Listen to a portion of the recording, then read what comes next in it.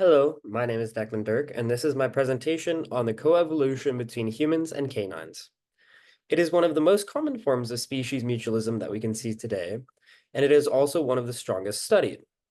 There are a plethora of interspecies interactions that happen between the two that have led to this dynamic.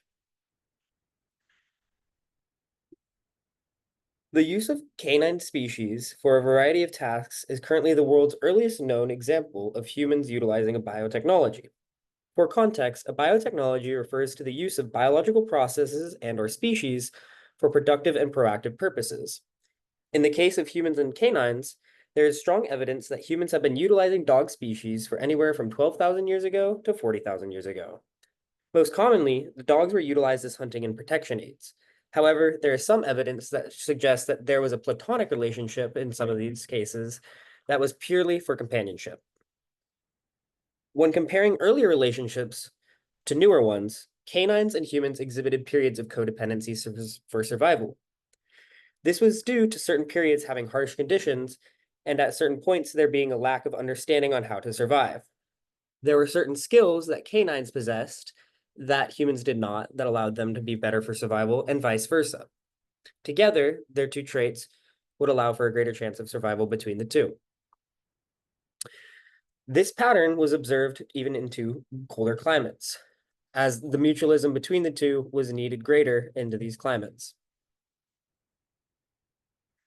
All canines are descended variants of the Canis lupus familiaris, which is considered the modern dog. The Canis lupus familiaris shares ancestry with gray wolves, and it's believed that continued exposure and interaction between the gray wolf and the human ultimately led to the speciation of the modern dog. This process likely occurred due to the concept that friendly and more likable dogs were kept alive and close. The less friendly and unlikable dogs were pushed away and or killed off.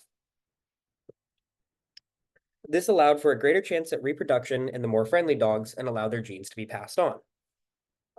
This pattern continued until they were reproductively isolated, ultimately leading to the speciation of dogs from the great wolf. This conceptualized theory is what we commonly refer to as the domestication theory of dogs. To add to this theory, it was commonly believed that the unintentional utilization of wolves led to human interest in some of the first cases, meaning that a human may have recognized a wolf's abilities to hunt, leading to it to want to keep the wolf close, even if it was considered a potential predator.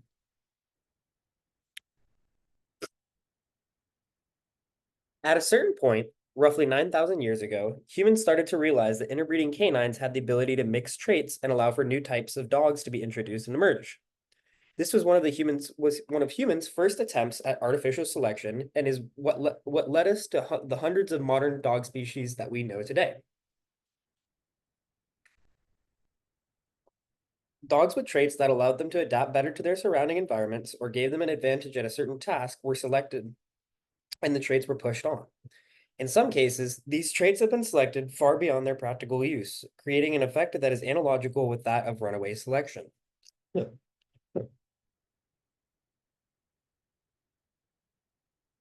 Dogs and humans participate regularly in the interspecies interaction that we call mutualism. By definition, mutualism is any symbiosis that is beneficial to both organisms involved. In the case of humans and dogs, this is primarily observed within the act of hunting and the act of protection. Humans increase the likelihood for a dog to find its prey by utilizing knowledge and tracking skills to try and hunt an animal down.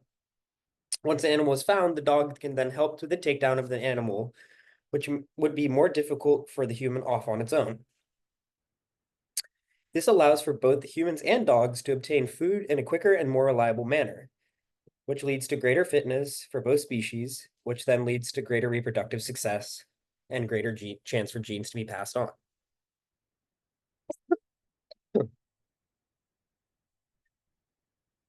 Because of this, it is believed that humans and dogs have essentially driven each other within evolution, leading to the concept that mutualism has driven the two. This concludes my project exploring the relationships between canines and humans and how their evolution was a driver to both species. The mutualism that occurs between the two is one that is very unique and has maintained itself into the modern world in a variety of manners. Many of us live in households with dogs, and while many of us may not expect them to hunt or directly provide for us, we do all find value within this companionship. That is the end of my project.